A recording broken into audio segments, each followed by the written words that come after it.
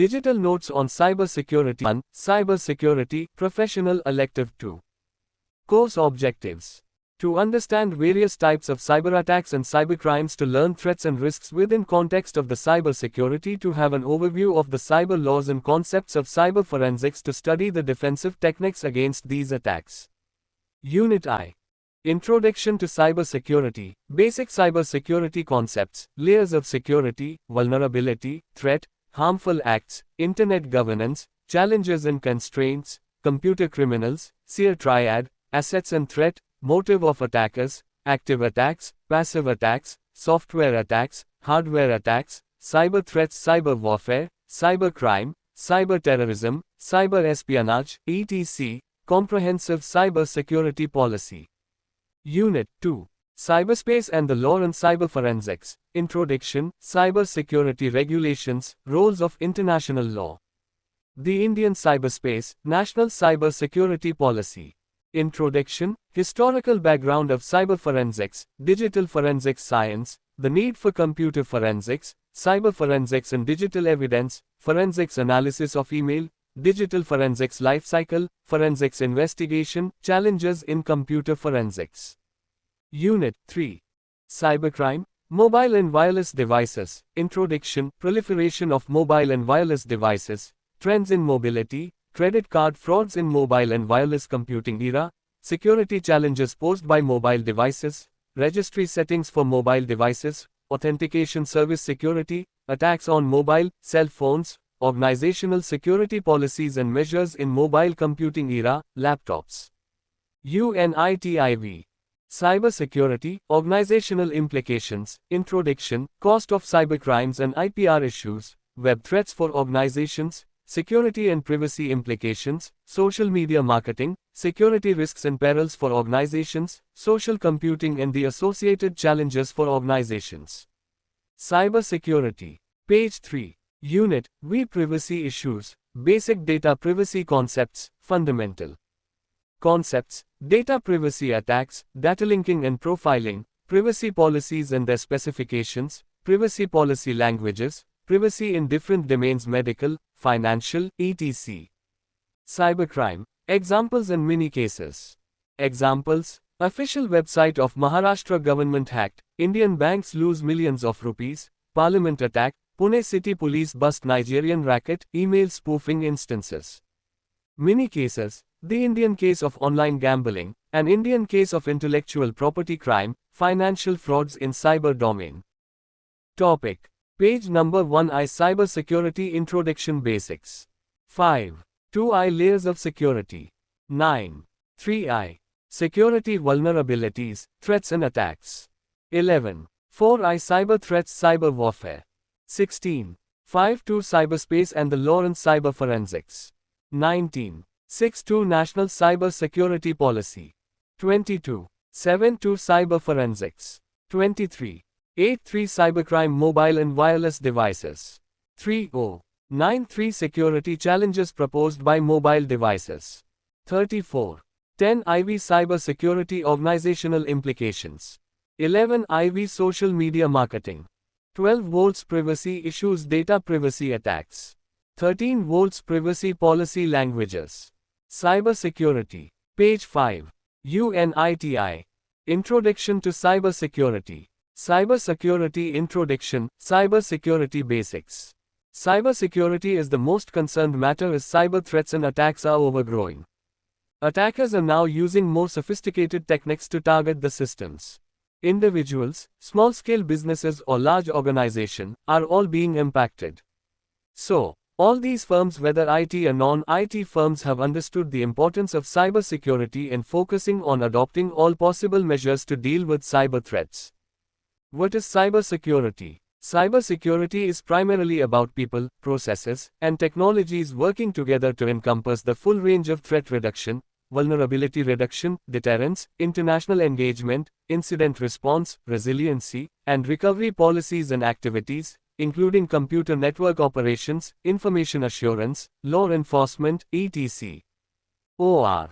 Cybersecurity is the body of technologies, processes, and practices designed to protect networks, computers, programs and data from attack, damage or unauthorized access. The term cybersecurity refers to techniques and practices designed to protect digital data. The data that is stored, transmitted or used on an information system. OR cybersecurity is the protection of internet-connected systems, including hardware, software, and data from cyber attacks. It is made up of two words, one is cyber and other is security. Cyber is related to the technology which contains systems, network and programs or data. Whereas security related to the protection which includes systems security, network security and application and information security. Why is cybersecurity important? Listed below are the reasons why cybersecurity is so important in what's become a predominant digital world. Cyber attacks can be extremely expensive for businesses to endure. In addition to financial damage suffered by the business, a data breach can also inflict untold reputational damage. Cyber attacks these days are becoming progressively destructive. Cybercriminals are using more sophisticated ways to initiate cyber attacks.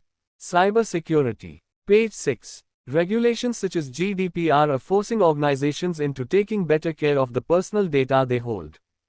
Because of the above reasons, cybersecurity has become an important part of the business and the focus now is on developing appropriate response plans that minimize the damage in the event of a cyber attack. But, an organization or an individual can develop a proper response plan only when he has a good grip on cybersecurity fundamentals. Cybersecurity fundamentals. Confidentiality. Confidentiality is about preventing the disclosure of data to unauthorized parties. It also means trying to keep the identity of authorized parties involved in sharing and holding data private and anonymous. Often confidentiality is compromised by cracking poorly encrypted data, man-in-the-middle (MITM) attacks, disclosing sensitive data. Standard measures to establish confidentiality include data encryption, two-factor authentication, biometric verification, security tokens. Integrity. Integrity refers to protecting information from being modified by unauthorized parties. Standard measures to guarantee integrity include cryptographic checksums using file permissions, uninterrupted power supplies, data backups. Availability. Availability is making sure that authorized parties are able to access the information when needed. Standard measures to guarantee availability include backing up data to external drives, implementing firewalls, having backup power supplies, data redundancy. Cybersecurity.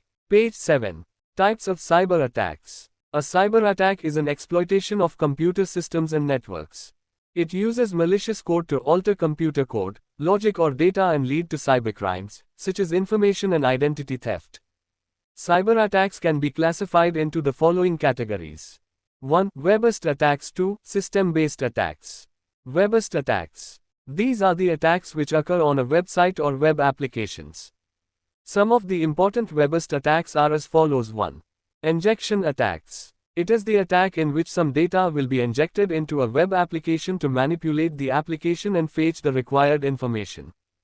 Example: SQL injection, code injection, log injection, XML injection, etc. 2. DNS spoofing. DNS spoofing is a type of computer security hacking, whereby a data is introduced into a DNS resolver's cache, causing the name server to return an incorrect IP address, diverting traffic to the attacker's computer or any other computer. The DNS spoofing attacks can go on for a long period of time without being detected and can cause serious security issues. 3. Session hijacking. It is a security attack on a user session over a protected network. Web applications create cookies to store the state in user sessions. By stealing the cookies, an attacker can have access to all of the user data. 4. Phishing. Phishing is a type of attack which attempts to steal sensitive information like user login credentials and credit card number. It occurs when an attacker is masquerading as a trustworthy entity in electronic communication. 5. Brute force. It is a type of attack which uses a trial and error method. This attack generates a large number of guesses and validates them to obtain actual data like user password and personal identification number. This attack may be used by criminals to crack encrypted data, or by security analysts to test an organization's network security. Cybersecurity. Page 8. 6. Denial of service. Cybersecurity. Page 8. 6. Denial of service. It is an attack which meant to make a server or network resource unavailable to the users. It accomplishes this by flooding the target with traffic or sending it information that triggers a crash. It uses the single system and single internet connection to attack a server. It can be classified into the following. Volume-based attacks. Its goal is to saturate the bandwidth of the attacked site, and is measured in bit per second. Protocol attacks. It consumes actual server resources, and is measured in a packet. Application layer attacks. Its goal is to crash the web server and is measured in request per second. 7. Dictionary attacks. This type of attack stored the list of a commonly used password and validated them to get original password. 8. URL interpretation. It is a type of attack where we can change the certain parts of a URL, and one can make a web server to deliver web pages for which he is not authorized to browse.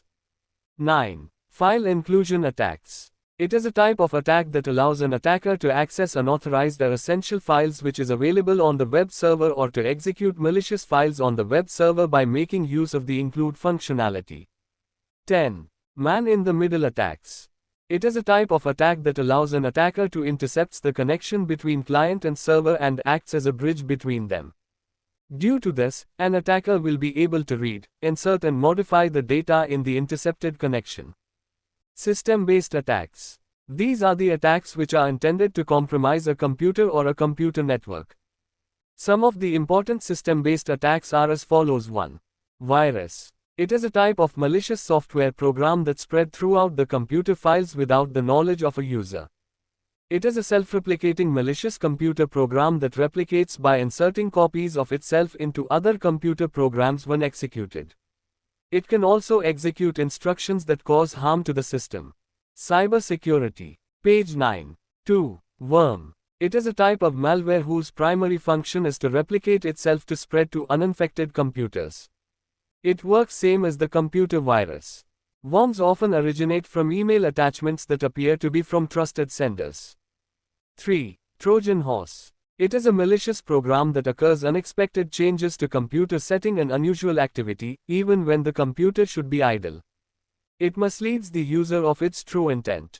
It appears to be a normal application, but when opened, executed, some malicious code will run in the background. 4. Backdoors. It is a method that bypasses the normal authentication process.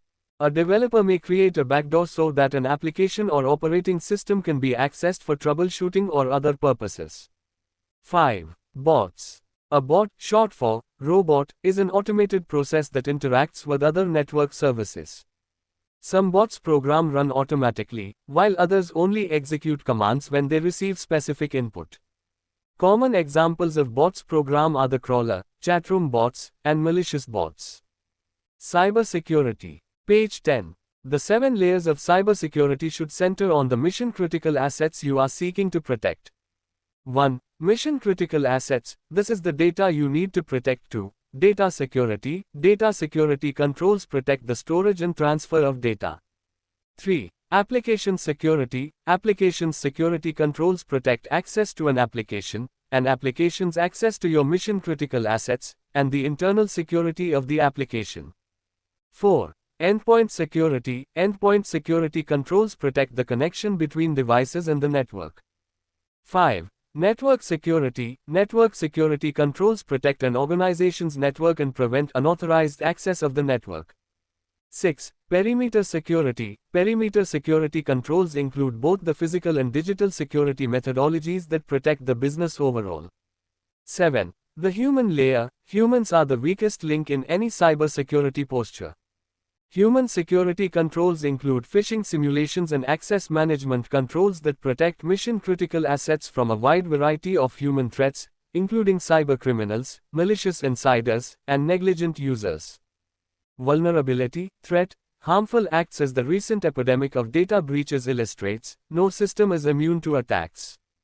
Any company that manages, transmits, stores, or otherwise handles data has to institute and enforce mechanisms to monitor their cyber environment, identify vulnerabilities, and close up security holes as quickly as possible. Before identifying specific dangers to modern data systems, it is crucial to understand the distinction between cyber threats and vulnerabilities. Cyber threats are security incidents or circumstances with the potential to have a negative outcome for your network or other data management systems. Examples of common types of security threats include phishing attacks that result in the installation of malware that infects your data, failure of a staff member to follow data protection protocols that cause a data breach, or even a tornado that takes down your company's data headquarters, disrupting access. Vulnerabilities are the gaps or weaknesses in a system that make threats possible and tempt threat actors to exploit them. Types of vulnerabilities in network security include but are not limited to SQL injections, server misconfigurations, cross-site scripting, and transmitting sensitive data in a non-encrypted plain text format. When threat probability is multiplied by the potential loss that may result, cyber security experts refer to this as a risk. Cyber security. Page 11. Security vulnerabilities, threats and attacks. Categories of vulnerabilities: corrupted, loss of integrity, leaky, loss of confidentiality, unavailable or very slow, loss of availability. Threats represent potential security harm to an asset when vulnerabilities are exploited.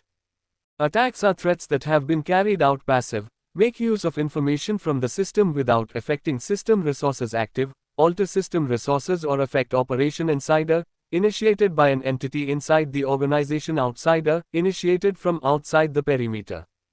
Computer criminals. Computer criminals have access to enormous amounts of hardware, software, and data. They have the potential to cripple much of effective business and government throughout the world. In a sense, the purpose of computer security is to prevent these criminals from doing damage. We say computer crime is any crime involving a computer or aided by the use of one.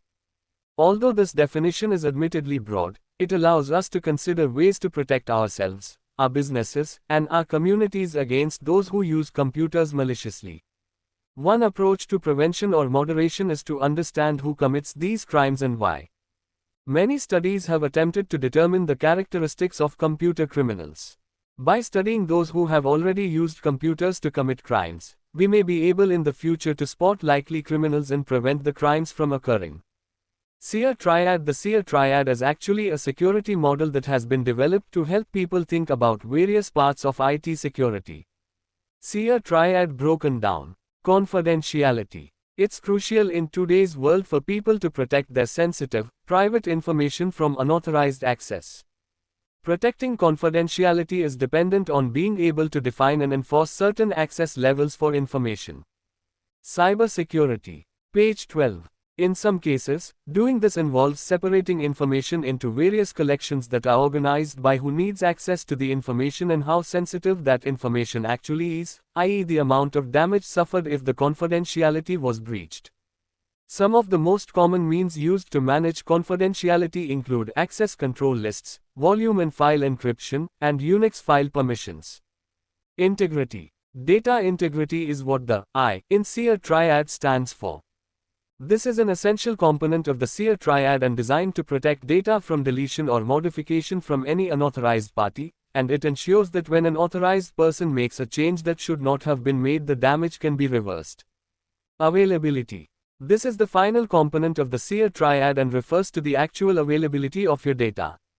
Authentication mechanisms, access channels and systems all have to work properly for the information they protect and ensure it's available when it is needed. Understanding the SEER Triad. The SEER Triad is all about information.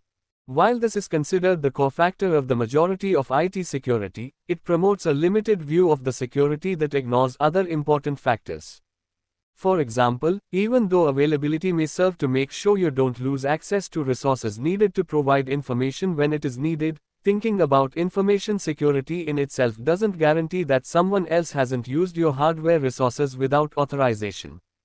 It's important to understand what the SEER Triad is, how it is used to plan and also to implement a quality security policy while understanding the various principles behind it. It's also important to understand the limitations it presents. When you are informed, you can utilize the SEER Triad for what it has to offer and avoid the consequences that may come along by not understanding it. Assets and threat. What is an asset? An asset is any data, device or other component of an organization's systems that is valuable, often because it contains sensitive data or can be used to access such information. For example, an employee's desktop computer, laptop or company phone would be considered an asset, as would applications on those devices. Likewise, critical infrastructure, such as servers and support systems, are assets. An organization's most common assets are information assets. These are things such as databases and physical files, i.e. the sensitive data that you store. Cybersecurity. Page 13. What is a threat? A threat is any incident that could negatively affect an asset, for example, if it's lost, knocked offline or accessed by an unauthorized party. Threats can be categorized as circumstances that compromise the confidentiality, integrity or availability of an asset, and can either be intentional or accidental. Intentional threats include things such as criminal hacking or a malicious insider stealing information, whereas accidental threats generally involve employee error, a technical malfunction or an event that causes physical damage, such as a fire or natural disaster. Motive of attackers. The categories of cyberattackers enable us to better understand the attacker's motivations and the actions they take. As shown in figure, operational cybersecurity risks arise from three types of actions. I. Inadvertent actions, generally by insiders, that are taken without malicious or harmful intent.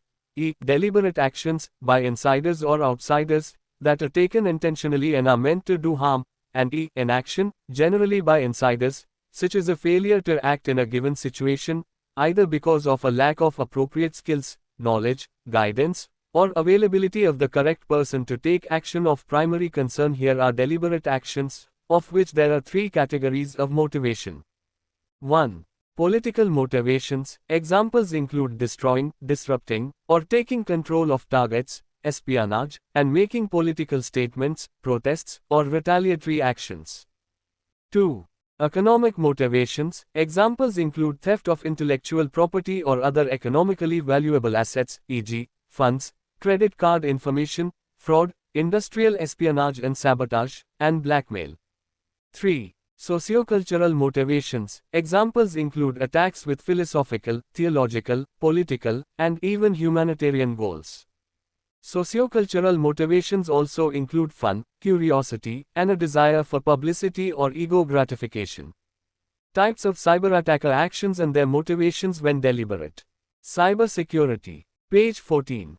Active attacks. An active attack is a network exploit in which a hacker attempts to make changes to data on the target or data en route to the target. Types of active attacks. Masquerade. In this attack, the intruder pretends to be a particular user of a system to gain access or to gain greater privileges than they are authorized for. A masquerade may be attempted through the use of stolen login IDs and passwords, through finding security gaps in programs, or through bypassing the authentication mechanism. Session replay. In this type of attack, a hacker steals an authorized user's login information by stealing the session ID. The intruder gains access and the ability to do anything the authorized user can do on the website. Message modification. In this attack, an intruder alters packet header addresses to direct a message to a different destination or modify the data on a target machine. In a denial of service (DOS) attack, users are deprived of access to a network or web resource. This is generally accomplished by overwhelming the target with more traffic than it can handle.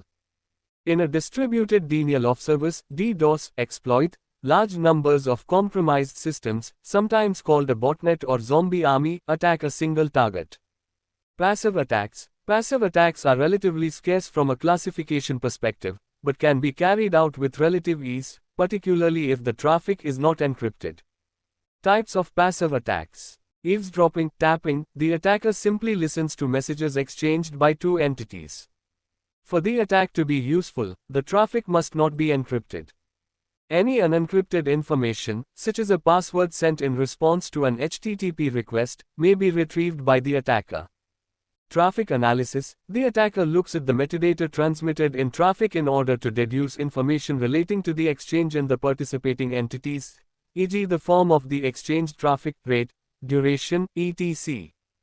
In the cases where encrypted data are used, Traffic analysis can also lead to attacks by cryptanalysis, whereby the attacker may obtain information or succeed in unencrypting the traffic.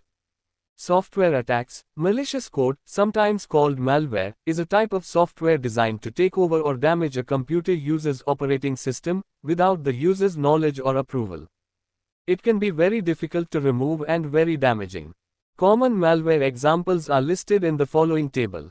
Cybersecurity. Page 15. Attack characteristics. Virus. A virus is a program that attempts to damage a computer system and replicate itself to other computer systems. A virus requires a host to replicate and usually attaches itself to a host file or a hard drive sector. Replicates each time the host is used. Often focuses on destruction or corruption of data. Usually attaches to files with execution capabilities such as .doc, .x, and .bat extensions.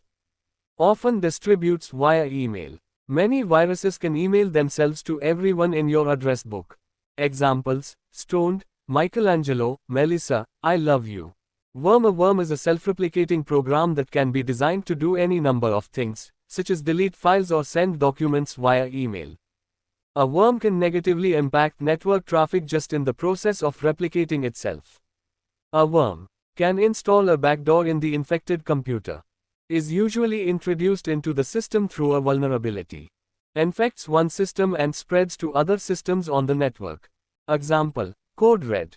Trojan Horse. A Trojan horse is a malicious program that is disguised as legitimate software. Discretionary environments are often more vulnerable and susceptible to Trojan horse attacks because security is user-focused and user-directed. Thus, the compromise of a user account could lead to the compromise of the entire environment. A Trojan horse cannot replicate itself. Often contains spying functions, such as a packet sniffer, or backdoor functions that allow a computer to be remotely controlled from the network. Often is hidden in useful software such as screensavers or games. Example: Back Orifice, NetBus, Whack-A-Mole. Logic Bomb. A logic bomb is malware that lies dormant until triggered. A logic bomb is a specific example of an asynchronous attack. A trigger activity may be a specific date and time, the launching of a specific program, or the processing of a specific type of activity. Logic bombs do not self-replicate. Cybersecurity. Page 16. Hardware attacks. Common hardware attacks include manufacturing backdoors. For malware or other penetrative purposes, backdoors aren't limited to software and hardware, but they also affect embedded radio frequency identification, RFID, chips and memory eavesdropping by gaining access to protected memory without opening other hardware, inducing faults, causing the interruption of normal behavior, hardware modification, tampering with invasive operations, backdoor creation, the presence of hidden methods for bypassing normal computer authentication systems, counterfeiting product assets that can produce extraordinary operations, and those made to gain malicious access to systems. Cyber threats. Cyber warfare. Cyber warfare refers to the use of digital attacks, like computer viruses and hacking, by one country to disrupt the vital computer systems of another, with the aim of creating damage, death and destruction. Future wars will see hackers using computer code to attack an enemy's infrastructure, fighting alongside troops using conventional weapons like guns and missiles. Cyber warfare involves the actions by a nation-state or international organization to attack and attempt to damage another nation's computers or information networks through, for example, computer viruses or denial-of-service attacks. Cybercrime. Cybercrime is criminal activity that either targets or uses a computer network, or a network device. Cybercrime is committed by cybercriminals or hackers who want to make money. Cybercrime is carried out by individuals or organizations. Some cybercriminals are organized, use advanced techniques and are highly technically skilled. Others are novice hackers. Cyberterrorism. Cyberterrorism is the convergence of cyberspace and terrorism. It refers to unlawful attacks and threats of attacks against computers, networks and the information stored therein when done to intimidate or coerce a government or its people in furtherance of political or social objectives. Examples are hacking into computer systems, introducing viruses to vulnerable networks, website defacing, denial-of-service attacks, or terroristic threats made via electronic communication. Cyber espionage. Cyber spying, or cyber espionage, is the act or practice of obtaining secrets and information without the permission and knowledge of the holder of the information from. Cyber security. Page 17. Individuals, competitors, rivals, groups, governments and enemies for personal, economic, political or military advantage using methods on the Internet. Security policies. Security policies are a formal set of rules which is issued by an organization to ensure that the user who are authorized to access company technology and information assets comply with rules and guidelines related to the security of information. A security policy also considered to be a living document, which means that the document is never finished, but it is continuously updated as requirements of the technology and employ changes. We use security policies to manage our network security. Most types of security policies are automatically created during the installation. We can also customize policies to suit our specific environment. Need of security policies: 1. It increases efficiency. 2. It upholds discipline and accountability. 3. It can make or break a business deal. 4. It helps to educate employees on security literacy. Cyber security. Page 18. There are some important cyber security policies recommendations described below. Virus and spyware protection policy. It helps to detect threats in files, to detect applications that exhibit suspicious behavior. Removes and repairs the side effects of viruses and security risks by using signatures. Firewall policy. It blocks the unauthorized users from accessing the systems and networks that connect to the Internet. It detects the attacks by cybercriminals and removes the unwanted sources of network traffic. Intrusion prevention policy. This policy automatically detects and blocks the network attacks and browser attacks. It also protects applications from vulnerabilities and checks the contents of one or more data packages and detects malware which is coming through legal ways.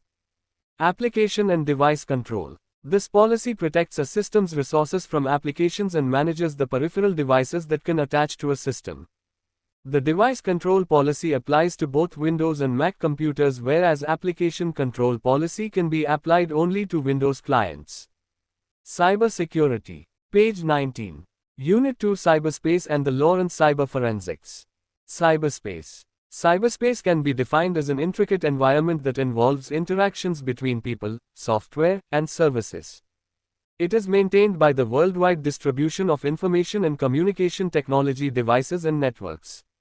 With the benefits carried by the technological advancements, the cyberspace today has become a common pool used by citizens, businesses, critical information infrastructure, military and governments in a fashion that makes it hard to induce clear boundaries among these different groups. The cyberspace is anticipated to become even more complex in the upcoming years, with the increase in networks and devices connected to it. Regulations. There are 5 predominant laws to cover when it comes to cybersecurity. Information Technology Act, 2000. The Indian cyber laws are governed by the Information Technology Act, penned down back in 2000. The principal impetus of this act is to offer reliable legal inclusiveness to e-commerce, facilitating registration of real-time records with the government. But with the cyber attackers getting sneakier, topped by the human tendency to misuse technology, a series of amendments followed. The ETA, enacted by the Parliament of India, highlights the grievous punishments and penalties safeguarding the e-governance, e-banking, and e-commerce sectors. Now, the scope of ETA has been enhanced to encompass all the latest communication devices. The IT Act is the salient one, guiding the entire Indian legislation to govern cybercrimes rigorously. Section 43 applicable to people who damage the computer systems without permission from the owner. The owner can fully claim compensation for the entire damage in such cases. Section 66 applicable in case a person is found to dishonestly or fraudulently committing any act referred to in Section 43. The imprisonment term in such instances can mount up to 3 years or a fine of up to Rs. 5 lakh. Section 66B incorporates the punishments for fraudulently receiving stolen communication devices or computers, which confirms a probable 3 years imprisonment. This term can also be topped by Rs. 1 lakh fine, depending upon the severity. Section 66C, this section scrutinizes the identity thefts related to imposter digital signatures, hacking passwords, or other distinctive identification features. If proven guilty, imprisonment of 3 years might also be backed by 1 rupee lakh fine. Cyber security. Page 20. Section 66D. This section was inserted on demand, focusing on punishing cheaters doing impersonation using computer resources. Indian Penal Code, IPC, 1980. Identity thefts and associated cyber frauds are embodied in the Indian Penal Code, IPC, 1860 invoked along with the Information Technology Act of 2000. The primary relevant section of the IPC covers cyber frauds. Forgery, Section 464. Forgery pre-planned for cheating, Section 468. False documentation, Section 465. Presenting a forged document is genuine, Section 471. Reputation damage, Section 469. Companies Act of 2013. The corporate stakeholders refer to the Companies Act of 2013 as the legal obligation necessary for the refinement of daily operations. The directives of this act cements all the required technolegal compliances, putting the less compliant companies in a legal fix. The Companies Act 2013 vested powers in the hands of the SFIO, Serious Frauds Investigation Office, to prosecute Indian companies and their directors. Also, post the notification of the Companies Inspection, Investment, and Inquiry Rules, 2014, SFIOs has become even more proactive and stern in this regard. The legislature ensured that all the regulatory compliances are well covered, including cyber forensics, e-discovery, and cybersecurity diligence. The Companies Management and Administration Rules, 2014 prescribes strict guidelines confirming the cybersecurity obligations and responsibilities upon the company directors and leaders. NIST compliance. The Cybersecurity Framework (NCFS), authorized by the National Institute of Standards and Technology, NIST, offers a harmonized approach to cybersecurity as the most reliable global certifying body.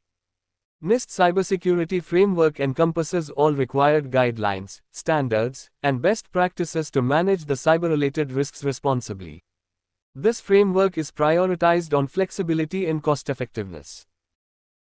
It promotes the resilience and protection of critical infrastructure by allowing better interpretation, management, and reduction of cybersecurity risks to mitigate data loss, data misuse, and the subsequent restoration costs, determining the most important activities and critical operations, to focus on securing them demonstrates the trustworthiness of organizations who secure critical assets, helps to prioritize investments to maximize the cybersecurity ROI, addresses regulatory and contractual obligations, supports the wider information security program by combining the NIST CSF framework with ISO, IEC 27001. Cybersecurity risk management becomes simplified.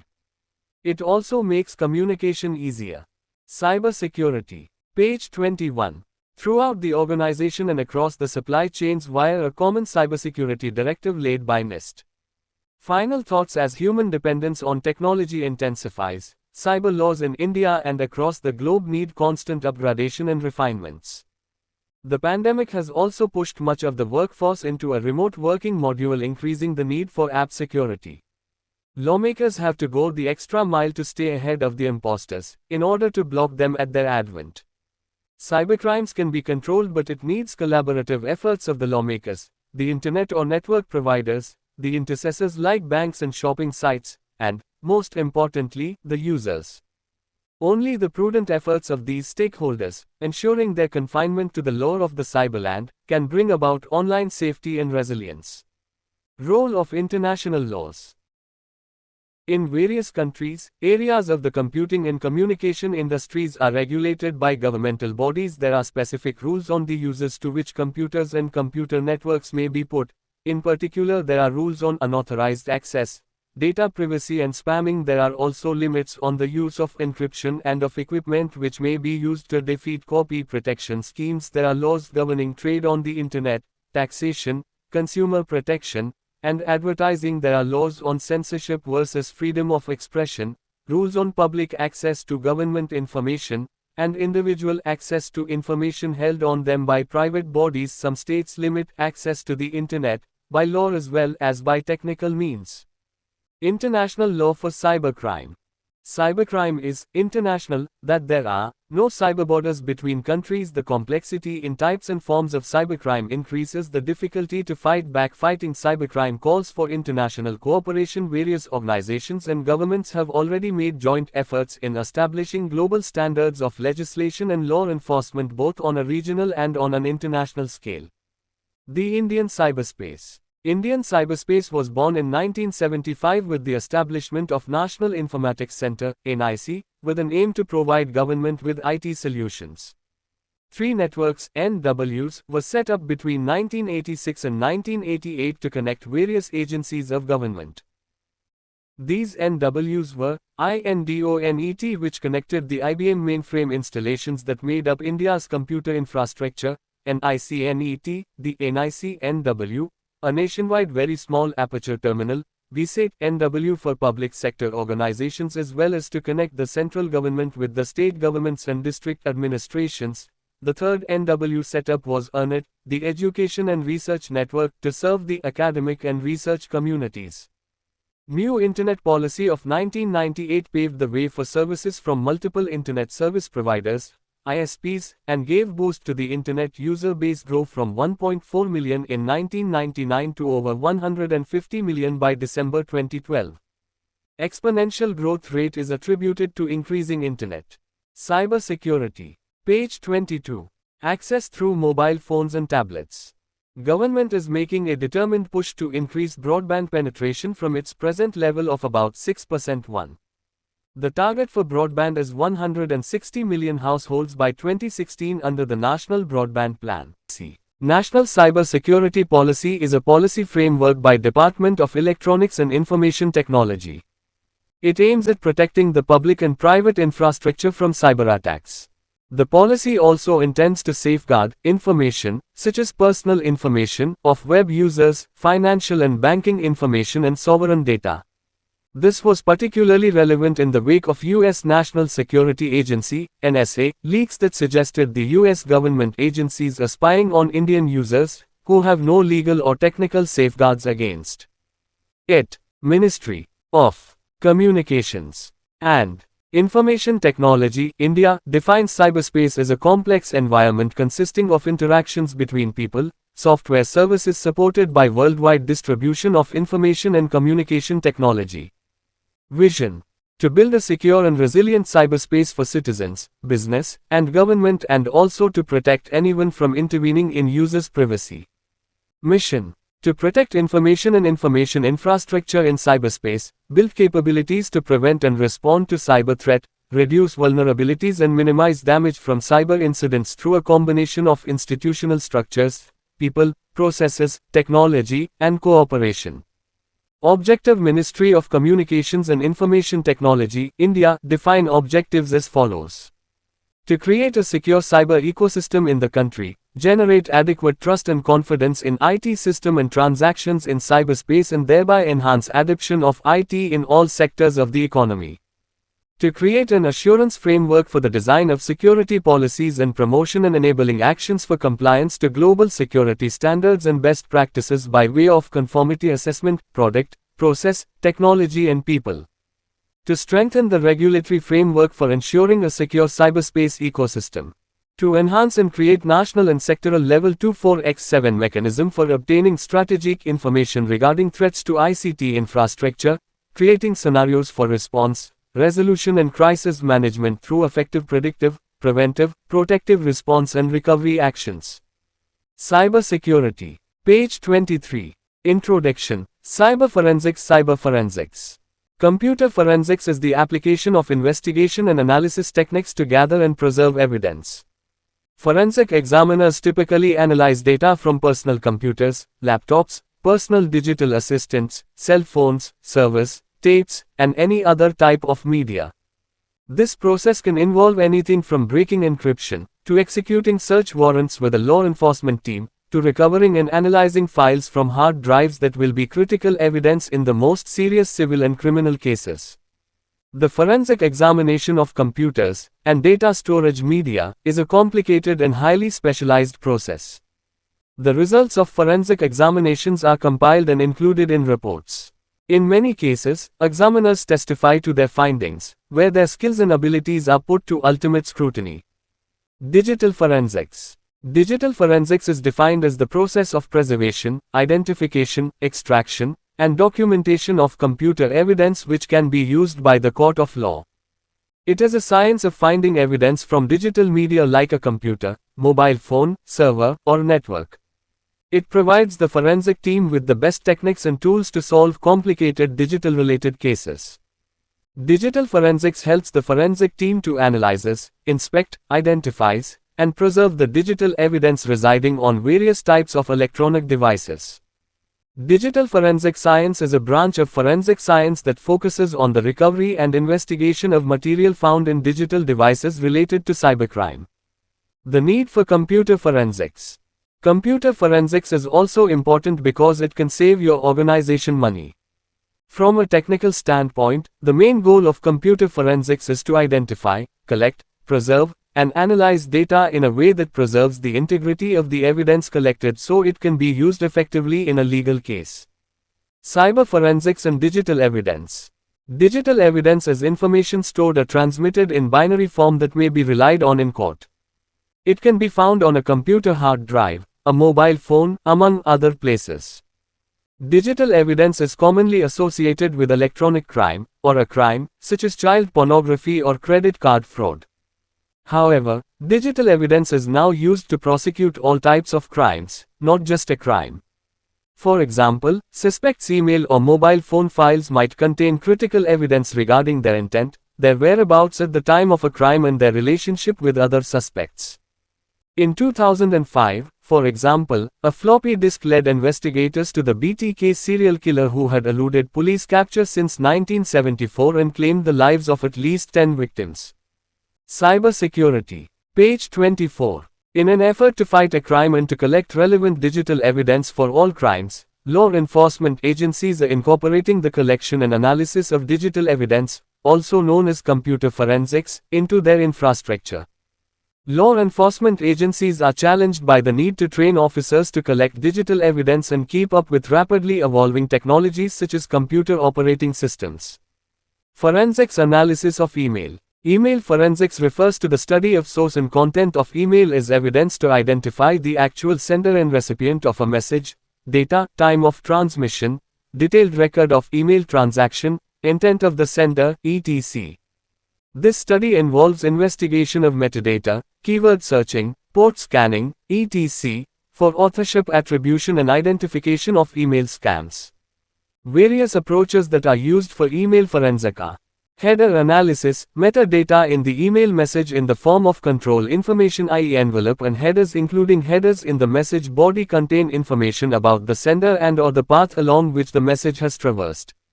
Some of these may be spoofed to conceal the identity of the sender. A detailed analysis of these headers and their correlation is performed in header analysis. Bait tactics. In bait tactic investigation, an email with HTTP >imgsrc tag having image source at some computer monitored by the investigators is sent to the sender of email under genuine email address. When the email is opened, a log entry containing the IP address of the recipient, sender of the email under investigation, is recorded on the HTTP server hosting the image and thus sender is tracked. However, if the recipient, sender of the email under investigation, is using a proxy server, then IP address of the proxy server is recorded. The log on proxy server can be used to track the sender of the email under investigation. If the proxy server's log is unavailable due to some reason, then investigators may send the tactic email containing a embedded Java applet that runs on receiver's computer or b HTML page with ActiveX object, both aiming to extract IP address of the receiver's computer and email it to the investigators. Server investigation. In this investigation, copies of delivered emails and server logs are investigated to identify source of an email message. Emails purged from the clients, senders or receivers, whose recovery is impossible, may be requested from servers, proxy or ISP, as most of them store a copy of all emails after their deliveries. Further, logs maintained by servers can be studied to trace the address of the computer responsible for making the email transaction. However, servers store the copies of email and server logs only for some limited periods, and some may not cooperate with the investigators. Further, SMTP servers which store data like credit card number and other data pertaining to owner of a mailbox can be used to identify person behind an email address. Network device investigation. In this form of email investigation, logs maintained by the network devices such as routers, firewalls and switches are used to investigate. Cybersecurity. Page 25. The source of an email message. This form of investigation is complex and is used only when the logs of service, proxy or ISP, are unavailable due to some reason, e.g. when ISP or proxy does not maintain a log or lack of cooperation by ISPs or failure to maintain chain of evidence. Software embedded identifiers. Some information about the creator of email, attached files or documents may be included with the message by the email software used by the sender for composing email. This information may be included in the form of custom headers or in the form of MIME content as a transport-neutral encapsulation format (TNEF). Investigating the email for these details may reveal some vital information about the sender's email preferences and options that could help client-side evidence gathering. The investigation can reveal PST file names, Windows logon username, MAC address, etc. of the client computer used to send email message. Sender mailer fingerprints. Identification of software handling email at server can be revealed from the received header field, and identification of software handling email at client can be ascertained by using different set of headers like xmailer or equivalent. These headers describe applications and their versions used at the clients to send email. This information about the client computer of the sender can be used to help investigators devise an effective plan and thus prove to be very useful. Email forensics tools. Erasing or deleting an email doesn't necessarily mean that it is gone forever. Often emails can be forensically extracted even after deletion. Forensic tracing of email is similar to traditional detective work. It is used for retrieving information from mailbox files. Mitek Mail Viewer. This is a viewer for Outlook Express, Windows Mail, Windows Live Mail, Mozilla Thunderbird message databases, and single EML files. It displays a list of contained messages with all needed properties, like an ordinary email client. Messages can be viewed in detailed view, including attachments and an HTML preview. It has powerful searching and filtering capability and also allows extracting email addresses from all emails in open folder to list by one click. Selected messages can be saved to EML files with or without their attachments. Attachments can be extracted from selected messages by one command. OST and PST Viewer. Nucleus Technologies OST and PST Viewer tools help you view OST and PST files easily without connecting to an MS Exchange server. These tools allow the user to scan OST and PST files and they display the data saved in it, including email messages, contacts, calendars, notes, etc., in a proper folder structure. Emailtracker Pro. Emailtracker Pro analyzes the headers of an email to detect the IP address of the machine that sent the message so that the sender can be tracked down. It can trace multiple emails at the same time and easily keep track of them. The geographical location of an IP address is key information for determining the threat level or validity of an email message. Cybersecurity. Page 26. Emailtracer. Emailtracer is an Indian effort in cyber forensics by the Resource Center for Cyber Forensics, RCCF, which is a premier center for cyber forensics in India. It develops cyber forensic tools based on the requirements of law enforcement agencies.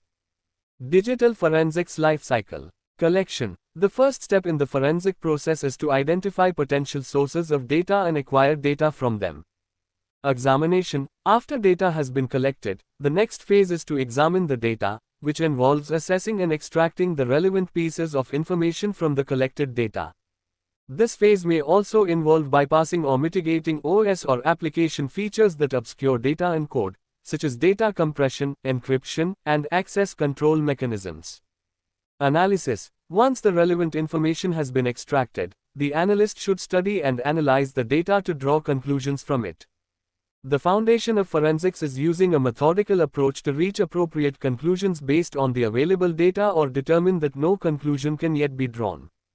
Reporting. The process of preparing and presenting the information resulting from the analysis phase. Many factors affect reporting, including the following: A. Alternative explanations. When the information regarding an event is incomplete, it may not be possible to arrive at a definitive explanation of what happened. When an event has two or more plausible explanations, each should be given due consideration in the reporting process. Analysts should use a methodical approach to attempt to prove or disprove each possible explanation that is proposed. B. Audience consideration. Knowing the audience to which the data or information will be shown is important. Cybersecurity. Page 27. C. Actionable information. Reporting also includes identifying actionable information gained from data that may allow an analyst to collect new sources of information. Forensics investigation. Forensics are the scientific methods used to solve a crime. Forensic investigation is the gathering and analysis of all crime-related physical evidence in order to come to a conclusion about a suspect. Investigators will look at blood, fluid, or fingerprints, residue, hard drives, computers, or other technology to establish how a crime took place. This is a general definition, though, since there are a number of different types of forensics. Types of forensics investigation: forensic accounting, auditing, computer or cyber forensics, crime scene forensics, forensic archaeology, forensic dentistry, forensic entomology, forensic graphology, forensic pathology, forensic psychology, forensic science, forensic toxicology. Challenges in computer forensics. Digital forensics has been defined as the use of scientifically derived and proven methods towards the identification, collection, preservation, validation, analysis, interpretation, and presentation of digital evidence derivative from digital sources to facilitate the reconstruction of events found to be criminal. But these digital forensics investigation methods face some major challenges at the time of practical implementation. Digital forensic challenges are categorized into three major heads as per Faddy, Clark, and Fernala. Technical challenges, legal challenges, resource challenges. Technical challenges. As technology develops, crimes and criminals are also developed with it. Digital forensic experts use forensic tools for collecting shreds of evidence against criminals, and criminals use such tools for hiding, altering or removing the traces of their crime. In digital forensic, this process is called anti-forensics technique, which is considered as a major challenge in digital forensics world. Anti-forensics techniques are categorized into the following types. SNO. Type. Description 1. Encryption. It is legitimately used for ensuring the privacy of. Cybersecurity. Page 28. Information by keeping it hidden from an unauthorized user person. Unfortunately, it can also be used by criminals to hide their crimes too. Data hiding in storage space. Criminals usually hide chunks of data inside the storage medium in invisible form by using system commands and programs. 3. Covert channel. A covert channel is a communication protocol which allows an attacker to bypass intrusion detection technique and hide data over the network. The attacker used it for hiding the connection between him and the compromised system. Other technical challenges are operating in the cloud, time to archive data, skill gaps, steganography. Legal challenges. The presentation of digital evidence is more difficult than its collection because there are many instances where the legal framework acquires a soft approach and does not recognize every aspect of cyber forensics, as in Jagdeo Singh v. The State and Oz case. Honorable High Court of Delhi held that, while dealing with the admissibility of an intercepted telephone call in a CD and CDR which was without a certificate under Sec. 65B of the Indian Evidence Act, 1872, the court observed that the secondary electronic evidence without certificate U.S. 65B of Indian Evidence Act, 1872 is not admissible and cannot be looked into by the court for any purpose whatsoever. This happens in most of the cases as the cyber police lack the necessary qualification and ability to identify a possible source of evidence and prove it. Besides, most of the time electronic evidence is challenged in the court due to its integrity. In the absence of proper guidelines and the non-existence of proper explanation of the collection and acquisition of electronic evidence gets dismissed in itself. Legal challenges. SNO. Type. Description 1. Absence of guidelines and standards in India. There are no proper guidelines for the collection and acquisition of digital evidence. The investigating agencies and forensic laboratories are working on the guidelines of their own. Due to this, the potential of digital evidence has been destroyed. 2. Limitation of. The Indian Evidence Act, 1872. The Indian Evidence Act, 1872 have limited approach. It is not able to evolve with the time and address the e-evidence are more susceptible to tampering, alteration, transposition, etc. The Act is silent on the method of collection of evidence. It only focuses on the presentation of electronic evidence in the court by accompanying a certificate as per subsection 4 of Sec. 65B, 12. This means no. Cyber security. Page 29. Matter what procedure is followed, it must be proved with the help of a certificate. Other legal challenges: privacy issues, admissibility in courts, preservation of electronic evidence, power for gathering digital evidence, analyzing a running computer. Resource challenges. As the rate of crime increases, the number of data increases and the burden to analyze such huge data is also increasing on a digital forensic expert because digital evidence is more sensitive as compared to physical evidence. It can easily disappear. For making the investigation process fast and useful, forensic experts use various tools to check the authenticity of the data, but dealing with these tools is also a challenge in itself. Types of resource challenges are: change in technology. Due to rapid change in technology like operating systems, application software and hardware, reading of digital evidence becoming more difficult because new version softwares are not supported to an older version, and the software developing companies did provide any backward compatibles, which also affects legally. Volume and replication. The confidentiality, availability, and integrity of electronic documents are easily get manipulated. The combination of wide area networks and the internet form a big network that allows flowing data beyond the physical boundaries. Such easiness of communication and availability of electronic document increases the volume of data, which also create difficulty in the identification of original and relevant data. Cyber security. Page 30. Unit 3. CYBERCRIMES, Mobile and Wireless. Introduction. Why should mobile devices be protected? Every day, mobile devices are lost, stolen, and infected. Mobile devices can store important business and personal information, and are often be used to access university systems, email, banking. Proliferation of mobile and wireless devices. People hunched over their smartphones or tablets in cafes, airports, supermarkets, and even at bus stops, seemingly oblivious to anything or anyone around them. They play games, download email, go shopping, or check their bank balances on the go. They might even access corporate networks and pull up a document or two on their mobile gadgets. Today, incredible advances are being made for mobile devices. The trend is for smaller devices and more processing power. A few years ago, the choice was between a wireless phone and a simple PDA. Now the buyers have a choice between high-end PDAs with integrated wireless modems and small phones with wireless web browsing capabilities. A long list of options is available to the mobile users. A simple handheld mobile device provides enough computing power to run small applications, play games and music, and make voice calls. A key driver for the growth of mobile technology is the rapid growth of business solutions into handheld devices. As the term mobile device includes many products, we first provide a clear distinction among the key terms: mobile computing, wireless computing, and handheld devices. Figure below helps us understand how these terms are related. Let us understand the concept of mobile computing and the various types of devices. Mobile computing is taking a computer and all necessary files and software out into the field. Many types of mobile computers have been introduced since 1990s.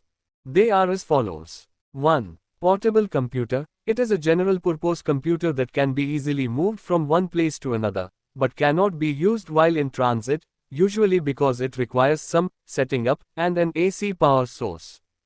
Cyber security. Page 31. 2. Tablet PC. It lacks a keyboard, is shaped like a slate or a paper notebook, and has features of a touchscreen with a stylus and handwriting recognition software. Tablets may not be best suited for applications requiring a physical keyboard for typing, but are otherwise capable of carrying out most tasks that an ordinary laptop would be able to perform. 3. Internet tablet. It is the internet appliance in tablet form. Unlike a tablet PC, the internet tablet does not have much computing power and its application suite is limited. Also, it cannot replace a general-purpose computer. The Internet tablets typically feature an MP3 and video player, a web browser, a chat application and a picture viewer. 4. Personal Digital Assistant (PDA). It is a small, usually pocket-sized, computer with limited functionality. It is intended to supplement and synchronize with a desktop computer, giving access to contacts, address book, notes, email and other features. 5. Ultramobile PC. It is a Internet tablet. It is the Internet appliance in tablet form. Unlike a tablet PC, the Internet tablet does not have much computing power and its application suite is limited. Also, it cannot replace a general-purpose computer. The Internet tablets typically feature an MP3 and video player, a web browser, a chat application and a picture viewer. 4. Personal Digital Assistant (PDA). It is a small, usually pocket-sized, computer with limited functionality. It is intended to supplement and synchronize with a desktop computer, giving access to contacts, address book, notes, email and other features. 5. Ultramobile PC. It is a full-featured, PDA-sized computer running a general-purpose operating system (OS). 6. Smartphone. It is a PDA with an integrated cell phone functionality. Current smartphones have a wide range of features and installable applications. 7. Computer. It is a computing device installed in an automobile. It operates as a wireless computer, sound system, global positioning system, GPS, and DVD player. It also contains word processing software and is Bluetooth compatible. 8. Fly Fusion Pentop Computer. It is a computing device with the size and shape of a pen. It functions as a writing utensil, MP3 player, language translator, digital storage device and calculator. Trends in mobility. Mobile computing is moving into a new era, third generation 3G, which promises greater variety in applications and have highly improved usability as well as speedier networking. iPhone, from Apple and Google led, Android, phones are the best examples of this trend and there are plenty of other developments that point in this direction. This smart mobile technology is rapidly gaining popularity and the attackers, hackers and crackers, are among its biggest fans. It is worth noting the trends in mobile computing. This will help readers to realize the seriousness of cybersecurity issues in the mobile computing domain. Figure below shows the different types of mobility and their implications. Cybersecurity. Page 32. The new technology 3G networks are not entirely built with IP data security. Moreover, IP data world when compared to voice-centric security threats is new to mobile operators. There are numerous attacks that can be committed against mobile networks and they can originate from two primary vectors. One is from outside the mobile network, that is, public internet, private networks and other operators' networks, and the other is within the mobile networks, that is, devices such as data-capable handsets and smartphones, notebook computers or even desktop computers connected to the 3G network. Popular types of attacks against 3G mobile networks are as follows.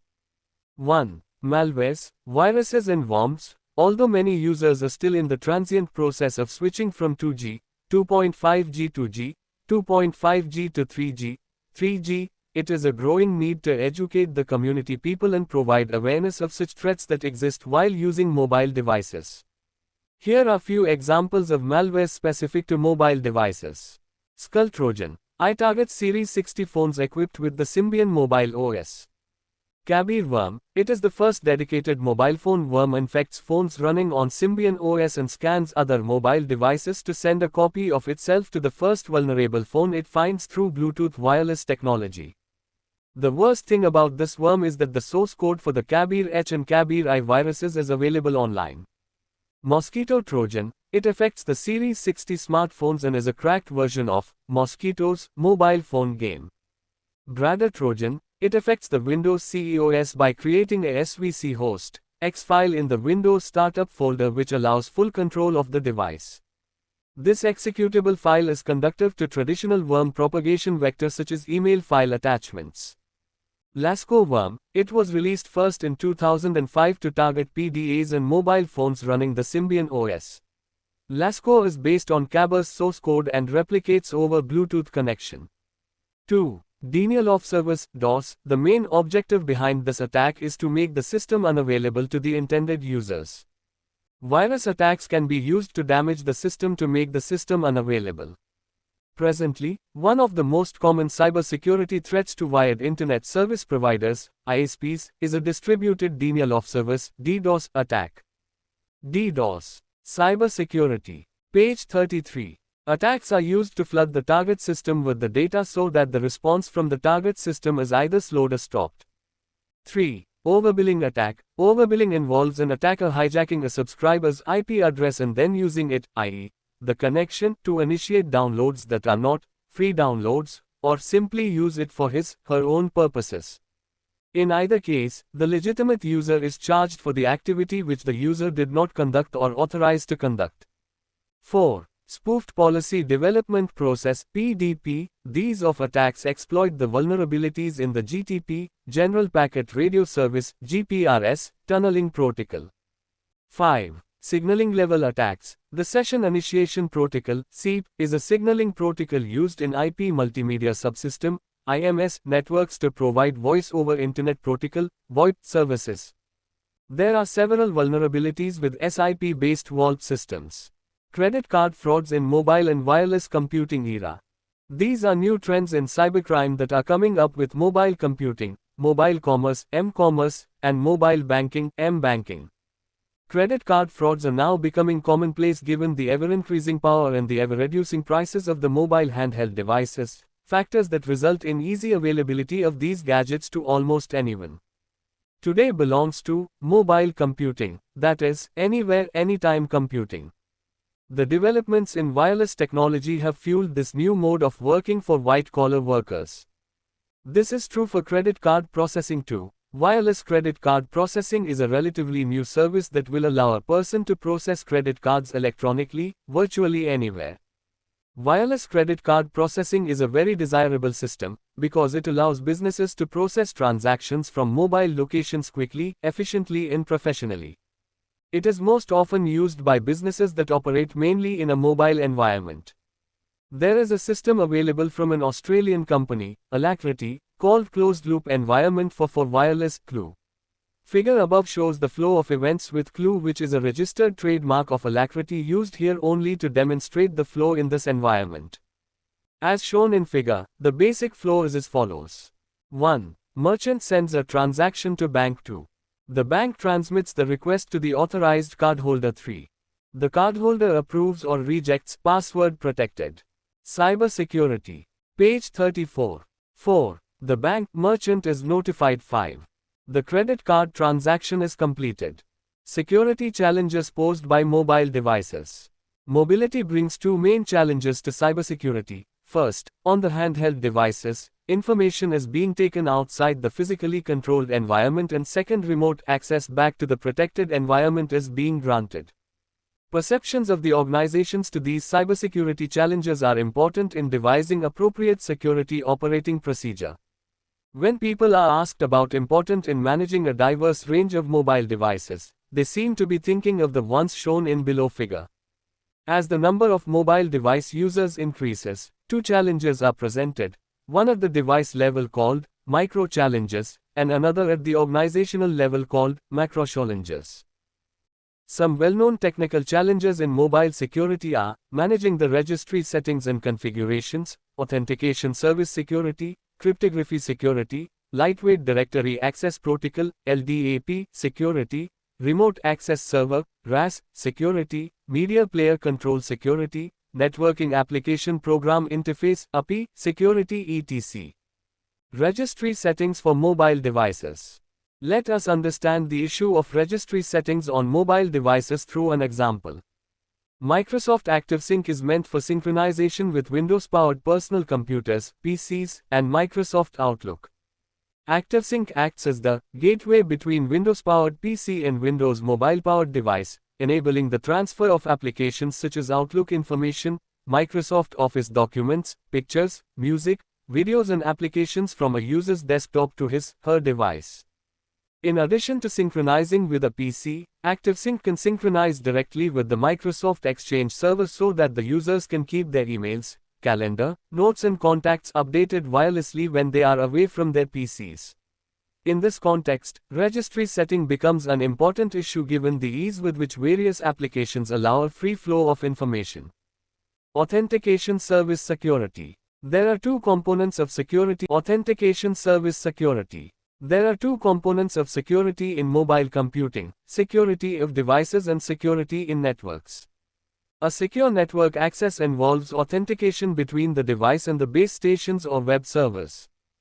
This is to ensure that only authenticated devices can be. Cybersecurity. Page 35. Connected to the network for obtaining the requested services. No malicious code can impersonate the service provider to trick the device into doing something it does not mean to. Thus, the networks also play a crucial role in security of mobile devices. Some eminent kinds of attacks to which mobile devices are subjected to are push attacks, pull attacks, and crash attacks. Authentication services security is important given the typical attacks on mobile devices through wireless networks: DOS attacks, traffic analysis, eavesdropping, man-in-the-middle attacks, and session hijacking. Security measures in this scenario come from wireless application protocols, WAPs, use of VPNs, media access control, MAC, address filtering, and development in 802.11 standards. Attacks on mobile cell phones. Mobile phone theft. Mobile phones have become an integral part of everybody's life, and the mobile phone has transformed from being a luxury to a bare necessity. Increase in the purchasing power and availability of numerous low-cost handsets have also led to an increase in mobile phone users. Theft of mobile phones has risen dramatically over the past few years. Since huge section of working population in India use public transport, major locations where theft occurs are bus stops, railway stations, and traffic signals. The following factors contribute for outbreaks on mobile devices. 1. Enough target terminals. The first Palm OS virus was seen after the number of Palm OS devices reached 15 million. The first instance of a mobile virus was observed during June 2004 when it was discovered that an organization, OGM, had engineered an anti-piracy Trojan virus in older versions of their mobile phone game known as Mosquito. This virus sent SMS text messages to the organization without the user's knowledge. 2. Enough functionality. Mobile devices are increasingly being equipped with office functionality and already carry critical data and applications, which are often protected insufficiently or not at all. The expanded functionality also increases the probability of malware. 3. Enough connectivity. Smartphones offer multiple communication options, such as SMS, MMS, synchronization, Bluetooth, infrared, IR, and WLAN connections.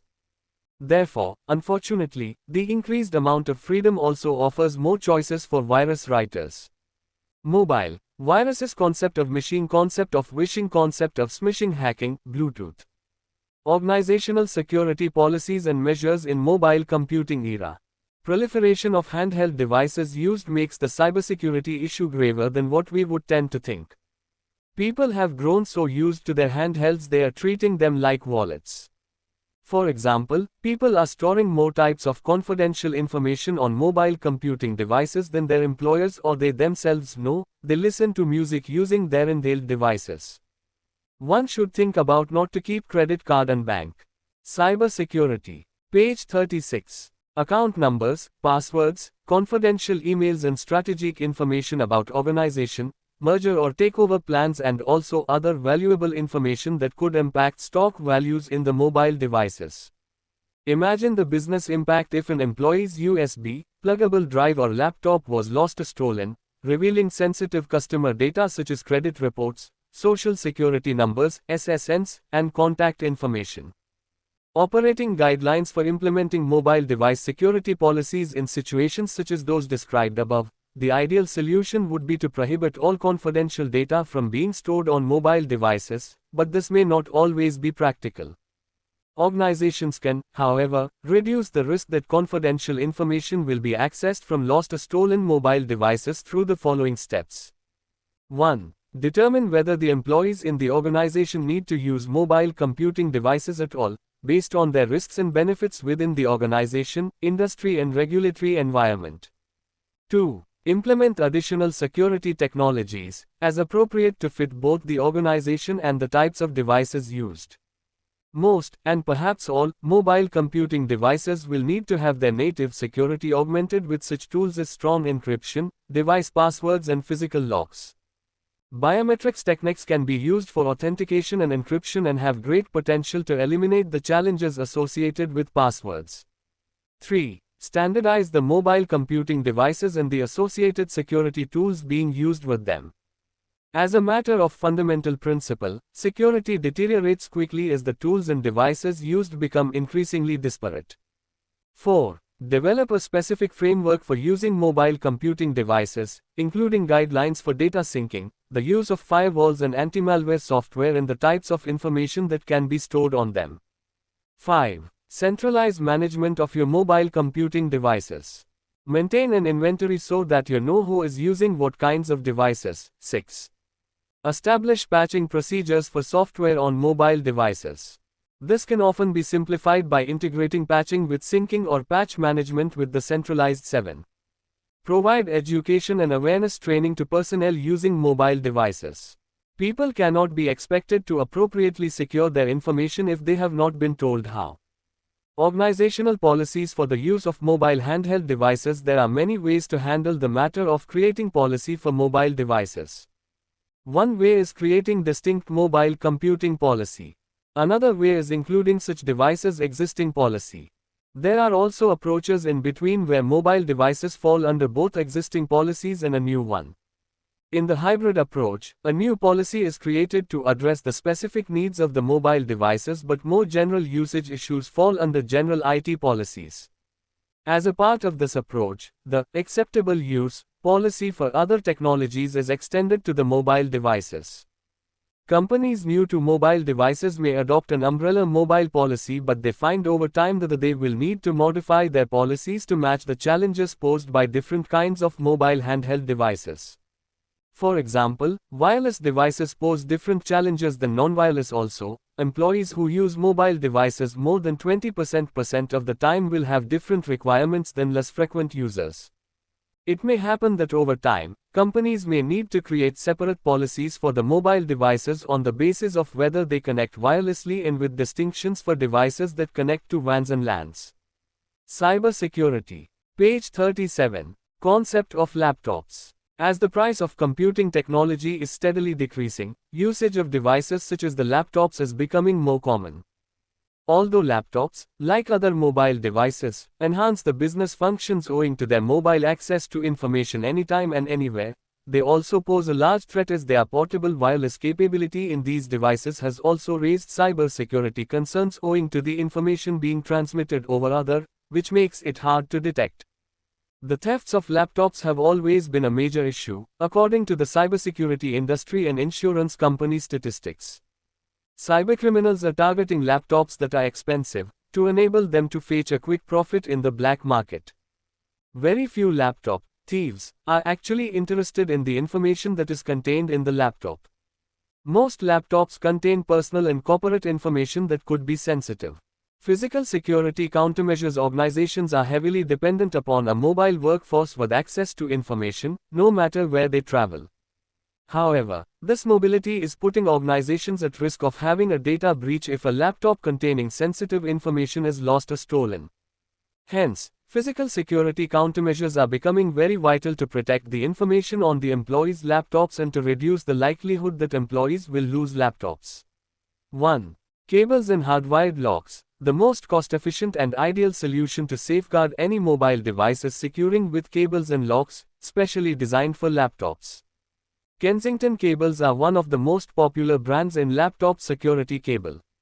These cables are made of aircraft-grade steel and Kevlar brand fiber, thus making these cables 40% stronger than any other conventional security cables. One end of the security cable is fit into the universal security slot of the laptop and the other end is locked around any fixed furniture or item, thus making a loop. These cables come with a variety of options such as number locks, key locks and alarms. 2. Laptop safes. Safes made of polycarbonate, the same material that is used in bulletproof windows, police riot shields and bank security screens can be used to carry and safeguard the laptops. The advantage of safes over security cables is that they protect the whole laptop and its devices such as CD-ROM base, PCMCIA cards and HDD bays which can be easily removed in the case of laptops protected by security cables. 3. Motion sensors and alarms. Even though alarms and motion sensors are annoying owing to their false alarms and loud sound level, these devices are very efficient in securing laptops. Once these devices are activated, they can be used to track missing laptops in crowded places. Also owing to their loud nature, they help in deterring thieves. Modern systems for laptops are designed wherein the alarm device attached to the laptop transmits radio signals to a certain range around the laptop. 4. Warning labels and stamps. Warning labels containing tracking information and identification details can be fixed onto the laptop to deter aspiring thieves. These labels cannot be removed easily and are a low-cost solution to a laptop theft. These labels have an identification number that is stored in a universal database for verification, which, in turn, makes the resale of stolen laptops a difficult process. Such labels are highly recommended for the laptops issued to top executives and/or key employees of the organizations. 5. Other measures for protecting laptops are as follows. Engraving the laptop with personal details, keeping the laptop close to oneself wherever possible. Cyber security. Page 38. Carrying the laptop in a different and unobvious bag, making it unobvious to potential thieves, creating the awareness among the employees to understand the responsibility of carrying a laptop and also about the sensitivity of the information contained in the laptop, making a copy of the purchase receipt, laptop serial number and the description of the laptop, installing encryption software to protect information stored on the laptop, using personal firewall software to block unwanted access and intrusion, updating the antivirus software regularly, tight office security, using security guards and securing the laptop by locking it down in locker when not in use, never leaving the laptop unattended in public places such as the car, parking lot, conventions, conferences and the airport until it is fitted with an anti-theft device. Disabling IR ports and wireless cards and removing PCMCIA cards when not in use. Information systems security also contains logical access controls. This is because information, be it corporate or private, needs high security as it is the most important asset of an organization or an individual. A few logical or access controls are as follows. 1. Protecting from malicious programs, attackers, social engineering. 2. Avoiding weak passwords, access. 3. Monitoring application security and scanning for vulnerabilities. 4. Ensuring that unencrypted data, unprotected file systems do not pose threats. 5. Proper handling of removable drives, storage mediums, unnecessary ports. 6. Password protection through appropriate passwords rules and use of strong passwords. 7. Locking down unwanted ports, devices. 8. Regularly installing security patches and updates. 9. Installing antivirus software, firewalls, intrusion detection system, IDSs. 10. Encrypting critical file systems.